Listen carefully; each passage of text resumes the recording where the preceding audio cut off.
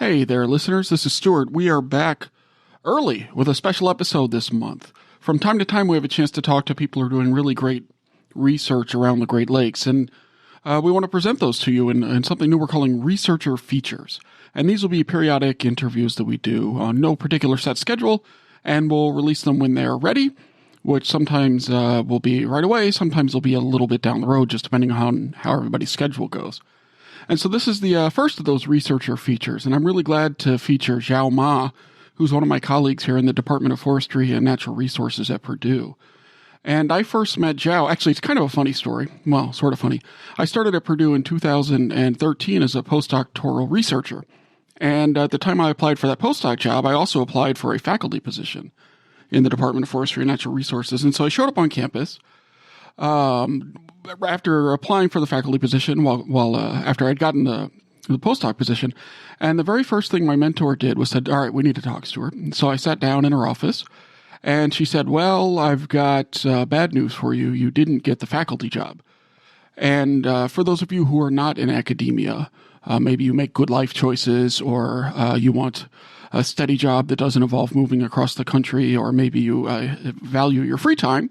Well, for whatever reason, those of you who are not in academia, that's not surprising. Academic jobs are few and far between, and they're very hard to get. And so I was not super upset. Anyway, I went about my business, and then a few weeks later, the interviews for this job, for the academic job, for the faculty job, started. And one of the people who came in was Zhao Ma. And so I'm nobody at Purdue. I'm a postdoctoral researcher, which is, in the grand scheme of things, absolutely nothing. And Zhao was walking her way around campus, and she opened up the door to the lab where we were, and she said, "Oh, you must be Stuart. Blah, blah, blah, blah, blah. I'm so interested in hearing about, whatever research I was doing," or something like that. And so that meant that not only had Zhao done research to know who I was and what I looked like and what I did, but she had sort of committed it to memory. And I, again, was absolutely nobody. And so the fact that she did that with me gives you an idea about the type of intellect and preparation that Zhao does. Intellect she has and the type of preparation that she does. So anyway, I'm a big fan of her. She's extraordinarily intelligent, hardworking, smart, really nice too. And so we're glad to feature her, social scientist, in our very first researcher feature. Now, before we get going, I also want to let you know we recently did a story. You can go see it in the IISG newsroom, the Illinois-Indiana Sea Grant newsroom, that is, at iiseagrant.org, or look for a link in the show notes. And we just did a story about Zhao and the research that she had done, and I think that's worth reading in addition to listening to this podcast. And so I encourage you to check that out. And with that, let's kick in. Well, we have a new theme song for the researcher feature, so we're going to kick in the researcher feature theme song, and then we'll go straight into the episode. And since we weren't sure when we were going to release this, you'll hear Carolyn and I talk a little bit about what episode this is. That's all wrong. That's not the right episode number. We'll talk about where to go see the show notes. That's not right either. Just go to teachmeaboutthegreatlakes.com and look for this episode, or just look down at your podcast player and you can see show notes there. So other than all of the wrong stuff that you're about to hear, I think the interview with Zhao is really right. So let's go ahead and kick off the interview.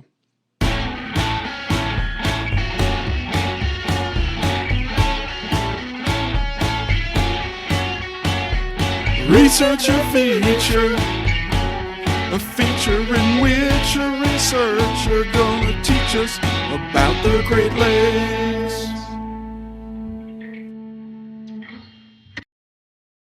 Welcome back to Teach Me About the Great Lakes, a podcast in which I get people who are smarter and harder working than I am to teach me about the Great Lakes. My name is Stuart Carlton, and I work with Illinois-Indiana Sea Grant, and I know a lot about the increasingly common playoff failures of the New Orleans Saints, but I do not know a lot about the Great Lakes.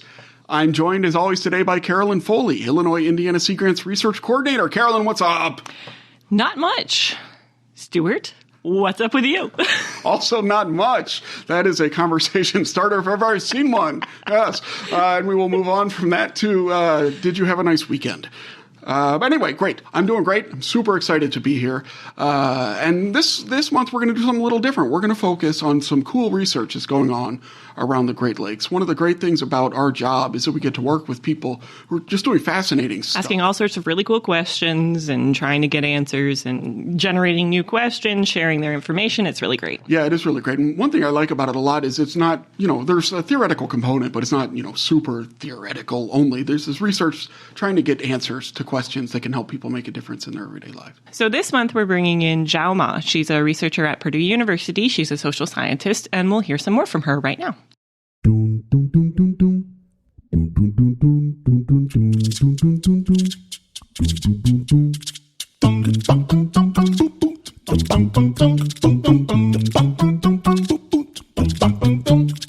Hi there. Today we are talking with Zhao Ma. And Zhao, what's your position here at Purdue University? So I'm a social scientist and an associate professor in natural resources social science in the Department of Forestry and Natural Resources at Purdue. Okay. And so you received some funding to do a project that started a couple of years ago. What question were you trying to answer with that project? So I was a PI of the project, but I was working with my dear friend and colleague, Sarah McMillan from Agriculture and Biological Engineering Department. And we have also Linda Prokopi and Bernie Engel from the university as part of our team as well. So it wasn't just me, right? We have a small team of researchers.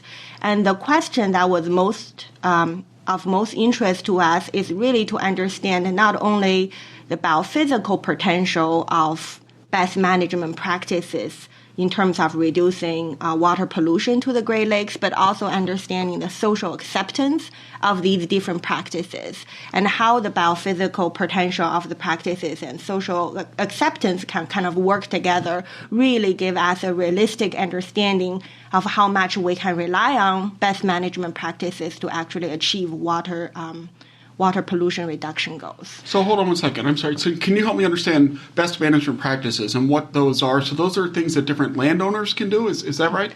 Right. So best management practices, best management of water quality related issues, right? And practices individuals or groups or entity, private businesses can adopt and implement on the landscape, right?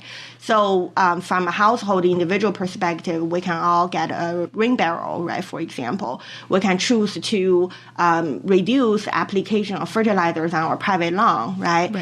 From a business perspective or entity like a church or like a school, right? They can also do these kind of things, right? Individual households can do, but they can also put in larger scale green infrastructure such as a retention pond or some other ways, right, to reduce water pollution. So all of these are kind of categorized as best management practices. Right, or like a green roof or something like that too is a potential. Exactly. Thing. There's so many varieties, right? So if you're a farmer, then you might want to think about like no tillage will be a best management practice, right? And so where were you working to try to understand what practices were being put in place and how they might affect water quality? So the two watersheds we were touching on was the East Branch Little Calumet River and the Trail Creek watersheds, both in northwestern Indiana. Okay. But for the social science research components, right, we have to have kind of more political boundaries, right, rather than using watersheds. Mm-hmm. So we worked in Porter and LaPorte County. And that's kind of a tricky thing when you're thinking about, because a watershed does not follow political boundaries all the time. Exactly. And so there may be things happening, or, even state boundaries or international boundaries. Right. And that was the first challenge, actually, for our project, because my co-PI, Sarah McMillan, she was in charge of the modeling component, understanding the biophysical potential of the BMPs, best management practices. So she uses watershed boundaries, right? Mm-hmm. But for me, in order to talk to residents and farmers and be able to survey people, I need a sampling frame. And you can't really get that at a watershed scale, right? So you have to look at what counties sit within that watershed. You use county boundaries, right? And then, of course, they don't always line up. So that's challenge number one. Well, okay, so we talked about what question you set out to answer. Do you think you answered it? I would say we did. to a great extent, but not everything, right? So as a part of the process, we actually discovered more questions. There are certain things that we went in thinking that might be what was happening. And, some of them we were able to confirm, right, our hypothesis, our conceived notion about what's going on in the landscape. But we also discovered new things that we didn't really know why, right? So I suppose some follow-up research will be really helpful. And then the modeling component, we did as much as we could, but the little bit at the end we couldn't completely finish with the rest of the project due to data availability. And that's another challenge, that until you jump into the project, start to look at what water quality data there's available at what scale and how different sources of data can talk to each other, you wouldn't really know what could be done completely, right? So that's a little piece we still kind of left hanging there. So what are the different sources of data that you're talking about here? So to get information from the residents, you did what type of data collection? So we did a number of qualitative interviews, kind of like a conversation we're having here, right? So we have some pre-drafted questions asking people about their perceptions of water pollution issues, their concerns, their interest in adopting some of these best management practices, right? And if they notice their neighbors or other people in their vicinities are doing something similar, right? So we have a lot of these kind of conversational questions that really help us gain a better understanding of where people are in terms of what they're thinking and what they're doing. And that was really helpful to inform the development of a survey instrument that we send out to thousands of residents later, right? So we couldn't have a 2-hour-long conversation with every individual. So we probably had, if I remember correctly, 12 to 15 interviews, and then that led to a survey at a much larger scale. So that's from the social science side, right? The primary data are these two sources. We also had census data because that was very helpful to understand neighborhood structure, composition. So we used a lot of the census, U.S. census data. And on the water quality side, we used a lot of EPA data and USGS data trying to understand the N and P and sediment content in the water. What kind of P in the sediment? Nitrogen, phosphorus, and sediment. Gotcha. Okay. The three things we're looking at. So those are the contaminants that are getting into the water from the land and then potentially go either toward the lake or down toward like the Mississippi River. Exactly. Right. So the data that you were mentioning, the census data, the USGS data, the EPA data, are those all publicly available data that you were relying on? They are publicly available, right? But you kind of need to know where to find them. It's not everything organized in a clearinghouse. You can just go and have all the water data from these two counties, right, downloaded at the right scale, right? So we have to do some digging, and Sarah Macmillan student, Jonathan Mills, and Rachel were kind of in charge of that process, right? So I know they spend a lot of time trying to figure out what are the right data sets we could use at the right scale, right? And then the census data actually was pretty easy to use. You just go and download them. Right. Yeah. Okay. And so you mentioned grad students.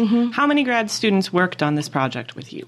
So as a team, we had 3 grad students. So there was one student, Jennifer Dominich, was a social science student. She completed her master's degree actually based on this project.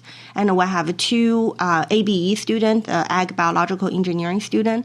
Rachel is a current PhD student. She helped for the first year as part of her research experience, and then transition to Jonathan Mills, who is a master's student. He's finishing this semester. So by the end of the semester, hopefully I can tell you exactly what's happening for the modeling component. In terms of which of the practices ultimately will do the best at reducing water quality. Exactly. We will stay tuned for those results. Yeah. So, but let's talk a little bit more about the graduate students. So so this is one graduate student who's working with you, 2 students who are working with your co-investigator. Yes. How many graduate students total do you have in your lab at any one time? It fluctuates quite a bit, right? So some years I have a smaller lab, maybe 3 grad students, right? Last year was a particularly exciting and chaotic year. I think we had a total of 13 people in my lab. I want to say 9 were grad students, PhD and master students. So that was a exceptionally large year, right? But on average, I would say 5-6 students. It really kind of varies from year to year. And are these students basically all supported by money that you've brought in through a grant to work on a specific project for a time period? Mostly, right. So our lab has been really fortunate. We got support from organizations like the Indiana-Illinois Sea Grant, from National Science Foundation, from USDA, U.S. Department of Agriculture, from U.S.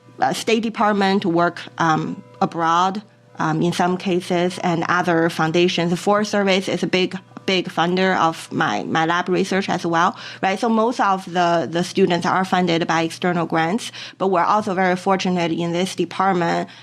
There's some departmental assistantship. So sometimes I have been able to kind of put together different resources to fund students. Right. So it's kind of like a puzzle piece to try to figure out how to support the students while they're here. Exactly. And that's becoming more and more important in our line of work because honestly, the amount of research funding available to researchers is kind of decreasing each year. At least that's my personal perception, right? Especially for social science work, right? So we really, our ability to get $1 million grant to just support what we want to do is quite limited, right? So our ability to pull together and convince different donors and different funders to put together resources to support a project, that's really, really important. Right. Yeah. Okay. And you're asking questions that can actually affect people's lives, potentially. Like if you want to reduce water, exactly, improve the water quality. Exactly. So you can see an issue like that could potentially attract interest from multiple agencies and multiple entities and organizations, right?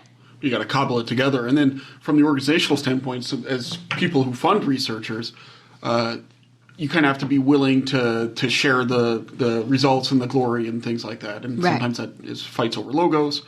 It's usually fights over logos. But yeah, other that times works out okay. But recognizing, I think it takes a certain organizational humility, which should be easy to have, but not all organizations have it. Right. Yeah. And also just, partly depends on the researcher team, right? Like I think over time we are trained in terms of our mindset, right, to really be conscious, acknowledging the people, organizations supported us, right, whether through direct funding or through other in-kind support. And that's really important, right? You need to recognize people's help so they could also go back to their agency and then potentially obtain more support, right? So it's really just, doing kind of the basics, right? Right. In terms of the research that we were talking about when we started, what was the most surprising thing to you about your research findings, particularly on the social science side? I wouldn't say surprising, but I would say most exciting is we went in thinking that information, which many different conservation organizations and resource management agencies really kind of focus on delivering information, disseminating information among stakeholders, right? So there is this notion that lack of information or lack of knowledge is really the core of many environmental problems. Only if people know, they would choose to do the right thing, right? And then we will just address a lot of the problems we have. We have previous theories and studies kind of allow us to hypothesize, right? The role of information may be limited, but we have never tested in this particular context in terms of a BMP adoption to reduce water pollution, right? In this kind of multi-group residential, agricultural, industrial landscape, right? So we went in hoping to be able to say something about the role of information, and we were able to say something about that, right? Turned out we were right, which is always great. The role of information was quite limited, right? So if you think about different residents living in this landscape. Some people already had a previous, has positive attitude towards adopting BMPs and reducing water pollutions. And there are people on the more negative side. And then you have this whole lump of people sort of in the middle. So once we did our information experiment with these people, we realized information really does not change too much of the attitudes on the two extreme ends. Right. So the only thing we could hope is maybe information could steer some thinking and some interest in this middle group. Right. So what we found is if people were already negative, information, giving them more information about why this issue is important only makes them more negative. If people were already positive, you give them more information, they reconfirm their idea. Yes, we do want to adopt and we do want to support this. Right. And it doesn't do too much to the people in the middle. And you sort of overall, you don't see a very significant effect of giving people information. So hold on, run that by me again. So you gave people different amounts of information about a best management practice, about, say, I don't know, rain barrels, was that one, or... We gave people two types of information. Okay. Well, actually, our experiment had the three components, right? So one, I guess three branches, right? One is we just gave people no information. Okay. We just did a kind of pre-survey and a post-survey. So it's kind of a control condition, or exactly. a no intervention condition. Exactly. Okay. And the second branch is a treatment, and we give people very generic information. We tell them about, water pollution generally is an issue, and here are some things you can do, but we talked about in a very generic term. We didn't give them any information about the specific watersheds they're living in, and then, the type of pollution there are and the specific things they could do. But it's just kind of, we're trying to mimicking the general flyers very often we see from variety of organizations, right? And the third branch of the experiment is very specific information that we got from our modeling component. We know exactly what pollution present in the watersheds we're interested, and then where the sources of the pollution, whether from agriculture or residential or whatever, right, industrial, and then what specific things people could do, right? So our hope is to see the role of information in general, but also be able to tell a little bit about this generic information versus a more tailored information, which one works better. And so even with the tailored information, you found that there wasn't a strong effect? Or? No. Huh. No. The tailored was a little bit better than the generic information, but the generic information really just have no effect. The information itself was just about like the water conditions and how you might... so was it just like dry information about water quality and protecting water quality, or were there other aspects in there, like looking at like normative influences or something? No, it was just dry information. Okay. That's interesting, yeah. And as you know, I do a lot of research on climate attitudes and adaptations and things like that, and we find that same story over and over again, that, giving people information doesn't magically make them better people, right? Exactly. I mean, it makes you a better person, listener, but everybody else. Right. No, but that's important, right? Because even though we know the information is important, absolutely, right? It's necessary but not sufficient in terms of changing attitudes and behavior, right? So for us, that was a very important finding. It's not to say we are against distributing important information to people, but we just think that alone is not going to cause the effect that we were hoping to see. There's a story about your research project, the entire research project that was recently written by Irene Miles of Illinois Indiana Sea Grant, and people can find the link to that in the show notes. So, Zhao, is there anything else you'd like to tell us about your research project? Any other really important findings that you think came out of it, or are you would you rather wait until you have those final results? Well, I guess there was maybe two more little things that, might be interesting to share with your listeners, right? One is what we found is people really always think the pollution is caused by somebody else, right? So it was very interesting when we surveyed urban residents, suburban residents, rural residents versus small, medium-scale farmers and large-scale farmers, right? These are the 5 groups of residents in the watersheds we were particularly targeting for our work. The urban residents tend to think the water pollution more coming from crop production, right? And then, of course, then urban residents and suburban residents also think a lot of pollution come from septic tanks used by rural residents who are not in the farming category, right? And then farmers think actually a lot of the pollution do come from urban long fertilizer, snow melt, salt, that sort of things, right? So there's a little bit of people tend to think other residential groups' contribution to the water pollution problem is larger than, their own, right? Or it's larger proportionally in terms of the actual sources, right? So that was something quite interesting. I think it's part of human nature, right? We tend to think it's somebody else's problem, right? But it is very nice to be able to see it with concrete data. That's indeed the case, right? The second thing I would like to share briefly is actually Stuart mentioned that earlier in terms of the power of social influence, right?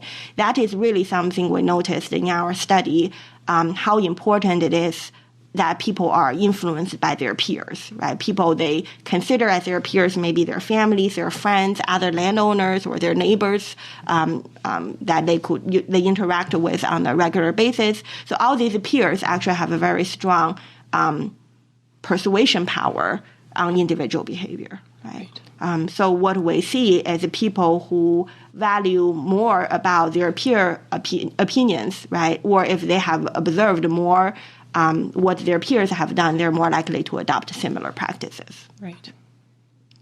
So that suggests, we may edit this out, but that suggests an outreach strategy, right? Is so you give people information on conditions, on water quality conditions and things they can do, but without including any normative info, without any peer influence type information in there.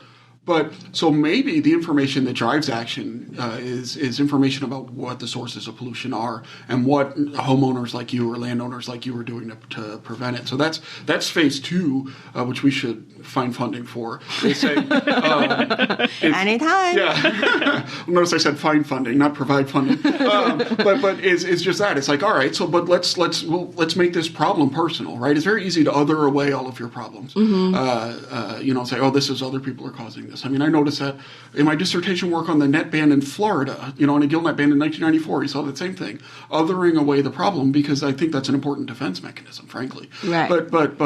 But so I wonder if we personalize the problem and work on an outreach strategy based on that, or an information provision strategy based on that. I wonder if that's more likely to influence attitudes and or behaviors. I do think that's very important, right? I mean, this is not anything new, right? In fact, this kind of using normative influence to persuade conservation behavior has been used in energy sector, right? So if I remember getting energy bill saying, oh, your neighborhood average energy consumption is as A, right, and yours is B, right? So when I'm like above A, that really makes me feel very bad, and I'm going to do something next month to reduce my energy usage, right? So similar things I imagine can be done in terms of water pollution, but we also need to be careful, right? And because norm is very powerful, but it's also quite specific, right? There are different types of norms. There are norms we call descriptive norms, things you can see what other people do. And in our study, that actually is a more powerful aspect of the norm, right? People actually respond to descriptive norm,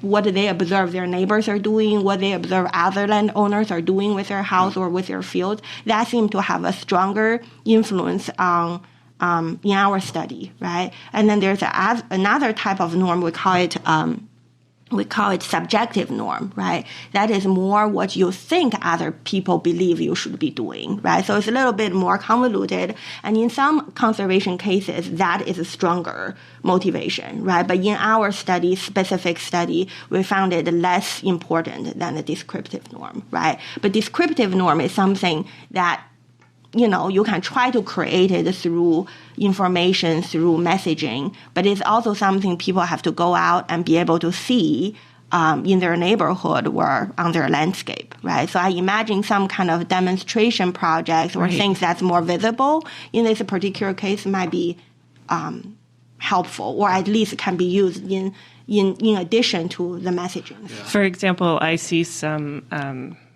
some rain gardens around. I'm Right. going on a walk and I see, oh, this is a rain garden. There's a sign and it's in my neighborhood. Or Exactly. things like that. Yeah, and I know Dr. Linda Prokopi was supported by Indiana, Illinois Sea Grant before, right? She has projects basically doing that, right? Giving people not just a ring barrel, but also giving them the signage. Yeah. Right. But it can also be kind of pernicious. Those descriptive norms. I think about that a lot because Indiana generally, and West Lafayette specifically, there's like a ton of litter. We're one of the states with the most litter of any state. And I think the reason for that is the unbelievable amount of wind we have here. And you see this litter everywhere, and that forms its own descriptive norm, right? Where people are like, oh, it's okay to litter. And so it becomes sort of self-fulfilling in that way. Right. And so I think I think about that specifically all of the time when I see the just unbelievable amount of like fast food wrappers, Right. and tires. Right, exactly. So that actually, if earlier on you asked me, right, is there anything surprising we found, or did I get to answer all the questions, right, we planned before the project started? That's actually one thing we would really like to do in the future, is to think descriptive norm is so powerful, right, like the people's ability to see what's happening in their surroundings. But we want to know where is the tipping point of that, right? So do you need to see 80% of your neighbors all have a rain garden in order for you to feel obliged to install a rain garden? Or is that 20% of the neighbor doing the same thing would be enough, right? So I think there's a lot of more kind of finer, like finer scale questions that can be asked, right? That would be really helpful. That would be very cool. I think so too. Great. So thanks, Xiao. It was really interesting to talk with you today. Really appreciate you coming by and telling us about your research and your lab and how things work. That's really great. And I think our listeners will really appreciate it too. Yeah, anytime. And if people want to find out more about you and the work you do you have a website? Do you have social media? What kind of stuff do you do? I do actually. I have a lab website. So if you search my name, Zhao Ma Purdue, my website shows up, and then on that there's a link to my lab as well, right? And I also have a Twitter. I believe my Twitter handle is JaoMa_Purdue. Okay. Right. So that's my work Twitter. So welcome to contact me through that too. Before we conclude, may I just add one more thing? Certainly. I just wanted to say all the research we do, at least all the research I do in my lab, right? Nothing would be possible without excellent grad students. And I just have been very fortunate to have a group of very dedicated grad students. And sometimes I feel when, a project get reported or an interview happens, right, very often it's with a PI. I did work hard on the project, but it wouldn't have been possible without my grad students, right? And one of them is actually, I mentioned Jen Dominich. After she finished the ISG project, she went on to become a full-time extension specialist for the Indiana DNR. Oh, that's fantastic. So she's there and, doing the same similar type of work, right, but with real people on a daily basis, right? So I do think it's very important to acknowledge that and recognize that, and then also to say support like Illinois, Indiana Sea Grant it's a reason why that happened, right? Yeah. That it leads to bigger things that hopefully continue to help. Exactly. So, yeah. Great. Very cool. Okay. Thanks, Xiao. No problem. Anytime. Awesome. Now I will hit stop here.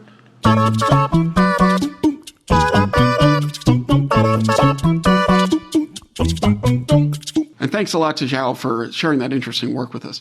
Well, Carolyn, that's going to do it for another round of Teach Me About the Great Lakes. Folks out there in internet land, if you want to find out more, I encourage you to visit our website at www.iicgrant.org, or maybe you want to follow us on Twitter. You can do that also at ILINC that stands for Illinois, Indiana Sea Grant. And if you want to rate, subscribe, review the show, and so on, go to the show webpage at teachgreatlakes.transistor.fm. Carolyn, what's something you learned about the Great Lakes today?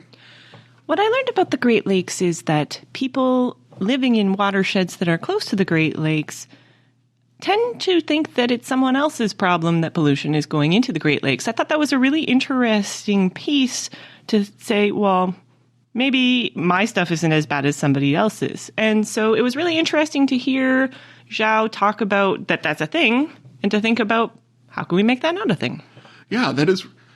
Maybe that sucks. No, that doesn't. No, I thought that was a fascinating part of that discussion, and it really tied into a lot of what I've seen. And I hadn't, in other research and personal context, I hadn't really thought about it in a Great Lakes context. Exactly. We have one of my wife's uncles has a lake house on Grand Lake St. Mary's in Ohio, which is among the most polluted lakes there are. And every time I go there, I talk with the homeowner about the cause of the pollution, but I also talk with one of Libby's other uncles, who is a farmer, and he likes to talk to me about the pollution too, and they both have very different ideas about the source of it. And so that really drove that home for me too. I thought that was really fascinating. And I also thought it was interesting to hear about how the different levels of information about water quality didn't seem to make a difference, maybe on the extremes. In terms of people who already knew a lot or already had strong attitudes one way or another, it might have made their beliefs even more extreme. But it didn't have a lot of effect on kind of the mushy middle, and that's not surprising. As someone who's done a fair amount of theoretical and applied social science research, I wasn't stunned to hear that, but it's still interesting in this context. And I think that it's made me think a lot about how we communicate about these issues to people as an organization. Right, and what needs to be tacked on to the information that is important to share, yep. And how you can frame it in a way that people find it meaningful. Yeah, I agree. And the way she said it, that information is sufficient but not necessary, right, is a great way of thinking about that. Right. Well, great. Well, that wraps it up for this month. Can't wait to see you next month. Until then, keep grading those lakes.